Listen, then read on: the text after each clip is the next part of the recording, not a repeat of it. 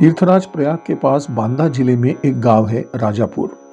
इसमें आत्माराम दुबे नामक ब्राह्मण रहा करते थे। इनकी धर्मपत्नी का नाम था हुलसी। दोनों पति पत्नी धर्मपरायण और सीधे साधे थे। भगवान की अनन्य कृपा से संवत 1554 की श्रावण शुक्ल सप्तमी को मूल नक्षत्र में इनके यहाँ एक अलौकिक बालक का जन्म हुआ। यह बालक सामान्य बालकों की तरह 9 महीने बाद नहीं, 12 महीने अपनी माता के गर्भ में रहकर जन्मा था। यह रोया नहीं, बल्कि इसके मुख से परमात्मा का नाम निकला, राम। इसके मुख में 32 दांत थे तथा इसका डील डौल 5 वर्ष के बालक जैसा था।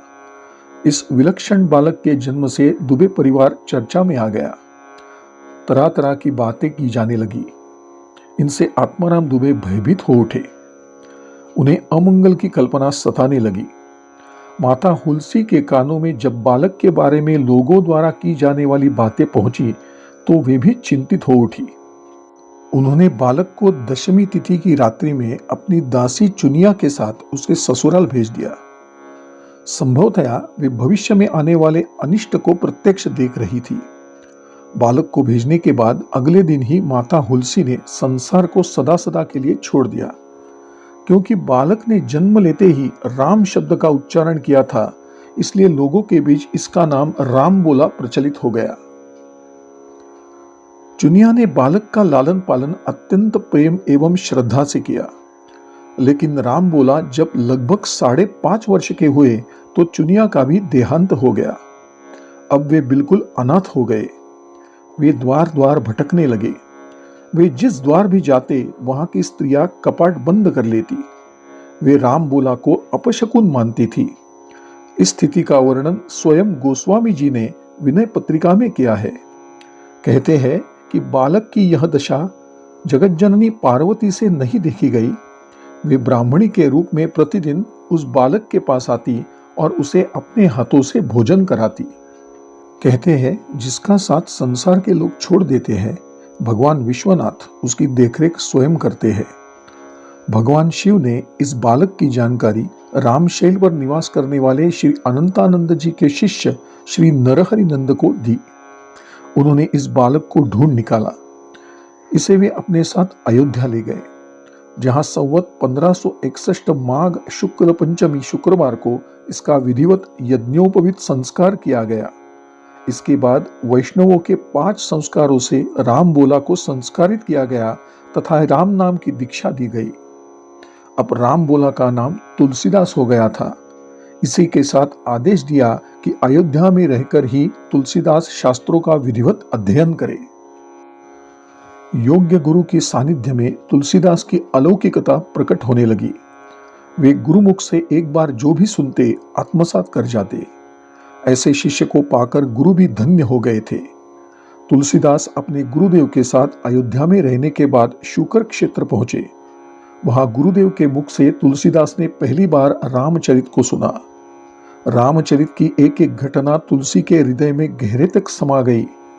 कुछ दिन बाद वे शिव की नगरी काशी आ गए।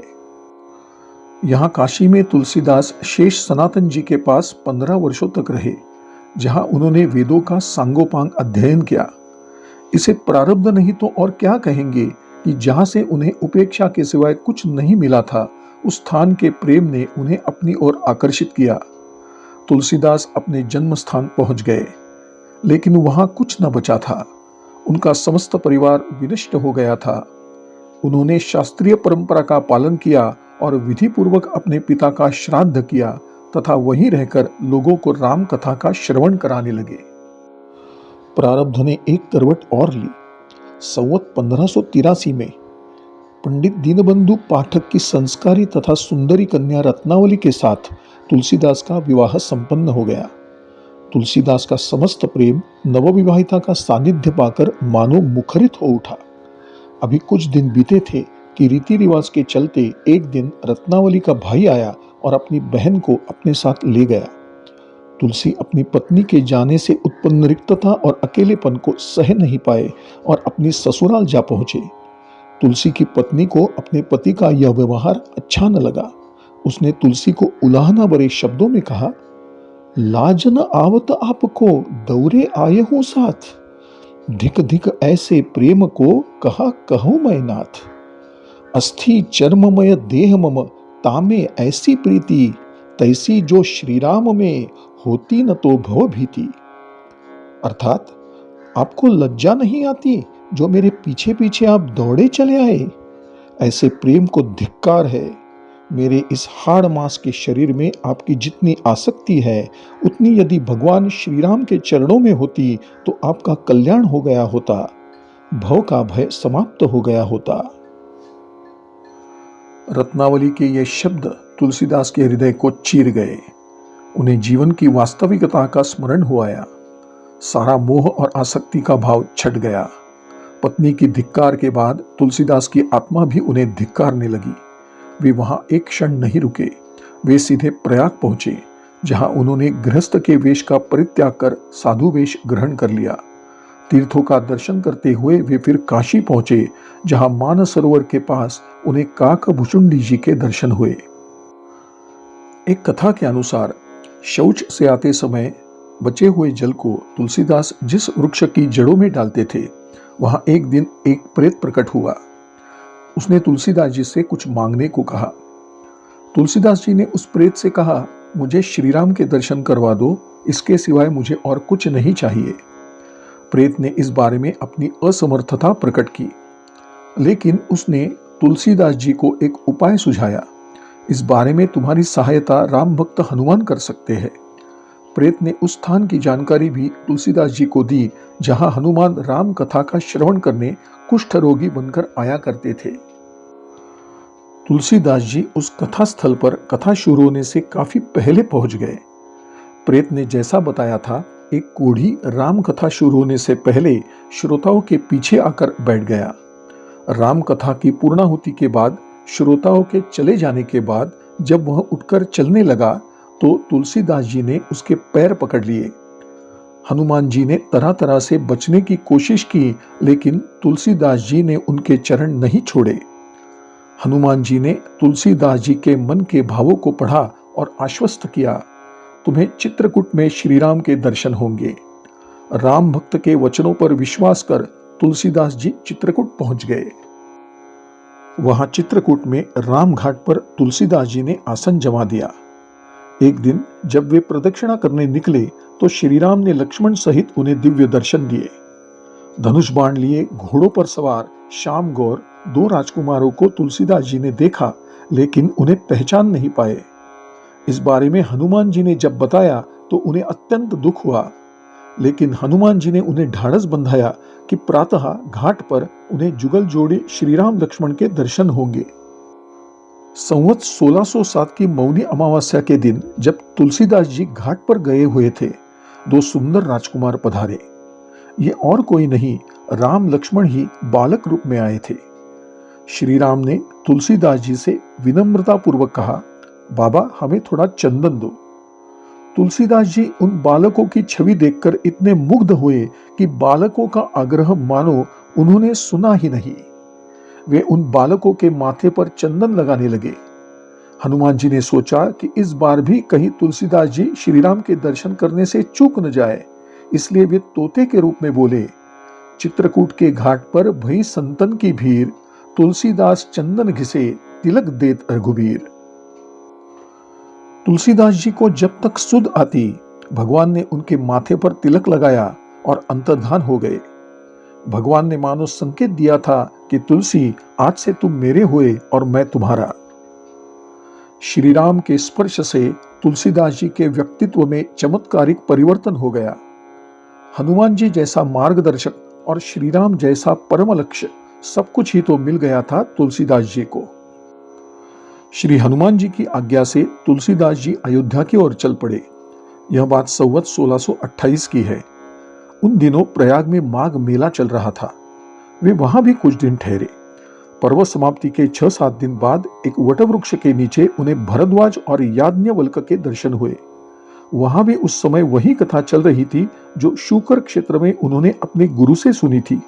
वहां से वे काशी चले आए और प्रहलाद घाट पर एक ब्राह्मण के घर निवास करने लगे। यहाँ सहज रूप में उनसे कवित्व शक्ति फूटने लगी। वे संस्कृत में रचनाएं करने लगे। लेकिन दिन में वे जिन पद्यों की रचना करते, रात्रि में न जाने वे कहाँ लुप्त हो जाती। ऐसा जब कई दिनों तक नित्य होने लगा तो तुलसीदास जी ने मन ही मन राम चरणों की प्रार्थना की। रात्रि को स्वप्न में भगवान शिव ने आदेश दिया, संस्कृत में नहीं अपनी भाषा में काव्य रचना करो। इसके बाद उनकी नींद उचट गई। सामने खड़े शिव पार्वती को देखकर वे आश्चर्यचकित हो उठे। उन्होंने उठकर शिव पार्वती को प्रणाम किया। तभी शिव ने कहा, तुम अयोध्या जाओ और वहां निवास करते हुए काव्य रचना करो। मेरा आशीर्वाद है कि तुम्हारी काव्य रचना सामवेद के समान फलवती हो जाएगी। इसके बाद शिव पार्वती अंतर्धान हो गए और तुलसीदास जी भगवान शिव की आज्ञा शिरोधार्य कर शिवनगरी का परित्याग कर अयोध्या चले गए। संवत 1631 की रामनवमी को त्रेता युग में राम जन्म के दिन सा योग था। प्रातःकाल तुलसीदास ने रामचरितमानस की रचना प्रारंभ कर दी। संवत 1633 के मार्गशीर्ष शुक्ल पक्ष में राम विवाह के दिन 7 कांड पूर्ण हो गए। इस प्रकार श्रीमद् रामचरित की रचना 2 वर्ष 7 महीने और 26 दिनों में हुई। इसके बाद भगवान राम की आज्ञा से तुलसीदास जी काशी चले गए, जहां भगवान शिव और मां अन्नपूर्णा को उन्होंने श्री रामचरितमानस सुनाया। फिर पुस्तक की पांडुलिपि को श्री विश्वनाथ जी के मंदिर में रख दिया गया। सवेरे जब मंदिर के पट खोले गए तो उस पर लिखा हुआ था, सत्यम शिवम सुंदरम। इतना ही नहीं, इसके नीचे भगवान शिव के हस्ताक्षर भी थे।